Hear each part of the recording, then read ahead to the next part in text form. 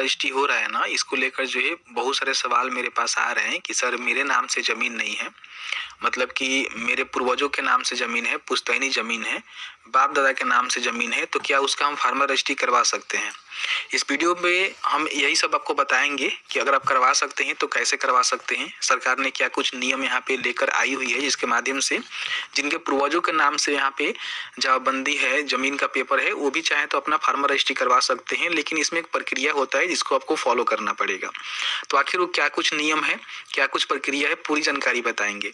लेकिन उससे पहले अभी तक आपने इस वीडियो को लाइक नहीं किया हुआ है तो प्लीज़ वीडियो को लाइक कर लीजिए, शेयर कर दीजिए अपने दोस्तों के साथ, फैमिली ग्रुप में, क्योंकि बहुत सारे लोग ऐसे हैं जो कि जानना चाह रहे हैं कि मेरे नाम से ज़मीन नहीं है, मेरे पूर्वजों के नाम से ज़मीन है, तो इसका फार्मर रजिस्ट्री हम कैसे करवाएंगे।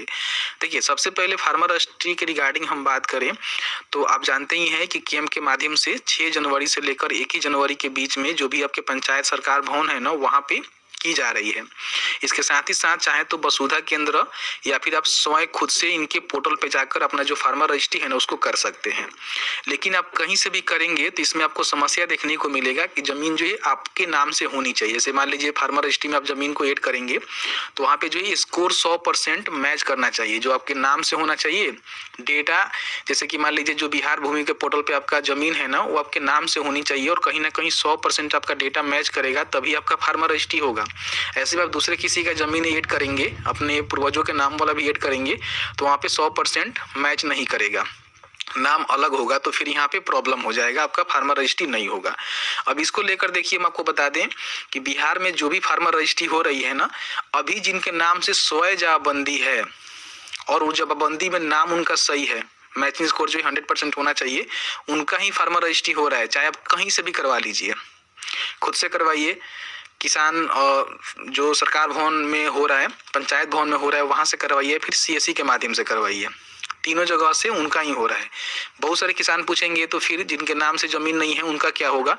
तो देखिए, उनके लिए सरकार फिलहाल कोई बड़ी अपडेट लेकर नहीं आई है कि आप कर लीजिए, लेकिन एक नियम है जिसके माध्यम से आप कर सकते हैं, वो है आपका बंटवारा। जैसे कि मान लीजिए आपके पूर्वजों के नाम से ज़मीन है तो ये जरूरी नहीं है कि केवल आपका ही होगा, उसमें कई सारे उत्तराधिकारी होंगे, शेयर होल्डर होंगे जिनका हिस्सा बन रहा होगा।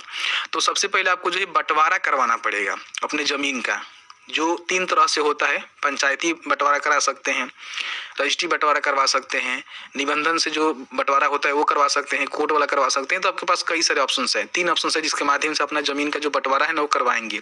और सभी हिस्सेदार का सिग्नेचर भी मान्य रखता है उसमें। अगर एक हिस्सेदार सहमत नहीं देगा तो फिर आपका बंटवारा नहीं होगा। बंटवारा के आधार पर तय होगा कि आपका कहाँ कहाँ पे ज़मीन है और उसके क्या कुछ चौहद्दी है, ठीक है। और उसके बिहार पे फिर क्या होगा कि आपका एक वंशावली बनवाना पड़ेगा कि उस पूर्वजों में आपका हिस्सेदारी है, मतलब कि उसके अब वंशज हैं।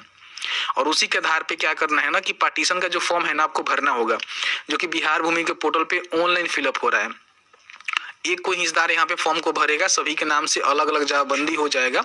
उसके बाद यहाँ पे अपना जो भी लैंड रजिस्ट्री है, मतलब कि फार्मर रजिस्ट्री है, उसको आप यहाँ पे कर सकते हैं। कोई भी समस्या आपको नहीं होने वाला है, ठीक है। तो ये प्रक्रिया है। आप चाह रहे हैं कि नहीं पूर्वजों के नाम से ज़मीन है और उसी पे हम कर लें, तो ऐसा बिहार में अभी कोई पॉसिबिलिटी सरकार ने आपको नहीं दिया हुआ है कि आप कर सकते हैं। हालांकि इन फ्यूचर आता है, उसके लिए हम बैठे हैं, आपको बता देंगे, क्योंकि बहुत सारे किसानों के साथ ये प्रॉब्लम है। आपके साथ ही नहीं, बहुत सारे किसान ऐसे हैं जो कि परेशान है इसको लेकर। उनको पीएम किसान का बेनिफिट उनके पूर्वज के नाम पर मिलता था, अब उनका फार्मर रजिस्ट्री नहीं होगा क्योंकि खुद के नाम से ज़मीन नहीं है, पूर्वजों के नाम से ज़मीन है, तो उनको बेनिफिट यहाँ पे बिल्कुल भी देखने को नहीं मिलेगा, ठीक है। तो अपना जो भी केवाईसी है वो फिलहाल जमाबंदी धारक ही कर सकते हैं। अगर आपके पूर्वजों के नाम से ज़मीन है तो फिर उसको वहाँ पे सबसे पहले बंटवारा कराकर, वंशावली बनाकर अपने नाम पे पार्टीशन के थ्रू दाखिल खर्च करवाना होगा, जमाबंदी कायम करवाना होगा, जो कि एक लंबा प्रोसीजर है, इतना आसान नहीं है। उसके बाद ही आपका फार्मर रजिस्ट्री हो सकता है। फिलहाल जो सरकार अपडेट लाई है उसको मैं बता रहा हूँ, हो सकता है कि